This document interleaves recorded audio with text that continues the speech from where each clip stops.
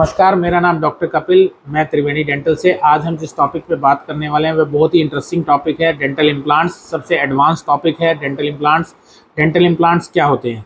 सबसे पहले हम ये जानेंगे कि डेंटल इम्प्लांट्स क्या होते हैं, उनकी ज़रूरत कहाँ पे है। डेंटल इम्प्लांट्स एक टाइटेनियम के बनी हुई धातु का एक जड़ होती है जिसको हम हड्डी में फिक्स करते हैं। ये बिल्कुल नेचुरल तरीके से एक्ट करता है, जैसे हमारे असली दांत एक्ट करते हैं। इसके लिए डेंटल इम्प्लांट्स को करवाने के लिए ना तो हमें आगे पीछे के दांत को घिसना पड़ता है, जो कि हमें आमतौर पर ब्रिज करवाने के लिए उनको घिसा जाता है। तो हमारे जो असली दांत हैं डेंटल इम्प्लांट्स में वो असली बने रहते हैं, उन पर एक आर्टिफिशियल क्राउन की ज़रूरत नहीं रहती। अब डेंटल इम्प्लांट्स क्या सेफ़ हैं?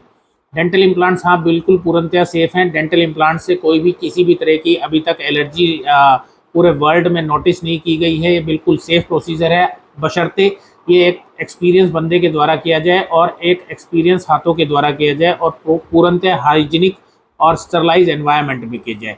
तीसरी चीज़ कि इसमें कॉस्ट में कितना कॉस्ट आता है एक डेंटल इम्प्लांट को करवाने में।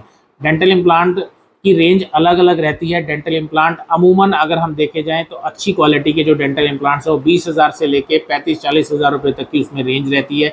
उसमें फ़र्क क्या रहता है कि अलग अलग रेंज में क्या क्या कॉस्ट में क्यों फ़र्क आता है वो अब हम जानेंगे।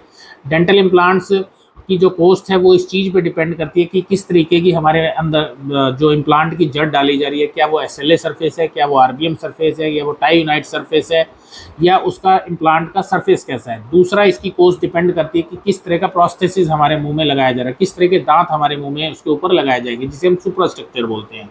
तो उसके ऊपर भी इसकी कॉस्ट डिपेंड करती है। तीसरी, डेंटल इम्प्लांट की कॉस्ट डिपेंड करती है कि क्या आपके प्रोसीजर डेंटल इम्प्लांट कराए जाने के दौरान क्या उसमें ग्राफ्टिंग की ज़रूरत है, क्या उसमें जीबीआर करने की ज़रूरत है, क्या उसमें बोन ग्राफ्ट डलेगा या मेम्ब्रेन डलेगी नहीं डलेगी। तो उस चीज़ पे भी आपकी डेंटल इम्प्लांट की कॉस्ट निर्भर करती है। अब हम जो अगली चीज़ जानेंगे कि क्या दांतों को निकलने के बाद डेंटल इम्प्लांट से बदलवाया जाना चाहिए या उन्हें बदलवाया जाना भी चाहिए कि नहीं जाना चाहिए।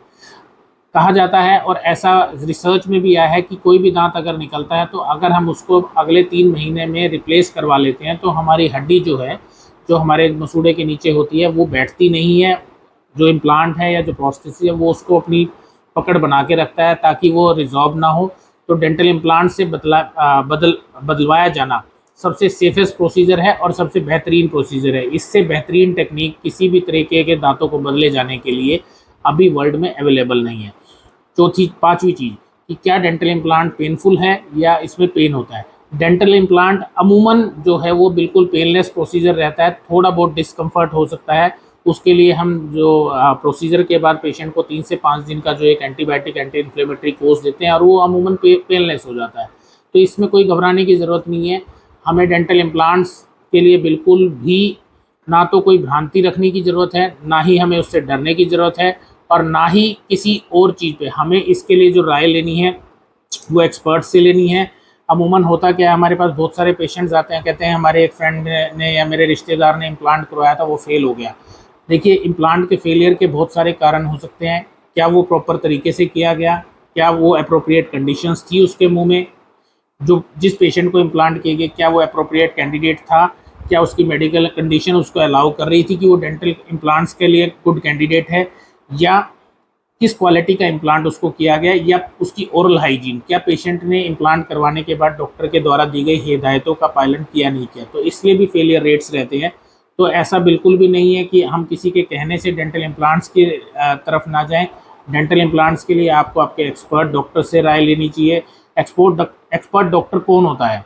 एक्सपर्ट डॉक्टर वो होता है जो डेंटल इम्प्लांट्स को रेगुलर करता है, रूटीन बेसिस पे करता है, जिसको सालों का अनुभव होता है, और इसके लिए स्पेशलाइज्ड कोर्सेज होते हैं जिसका उसको अनुभव होता है, और उसको करने के बाद ही डेंटल इम्प्लांट डाला जा सकता है।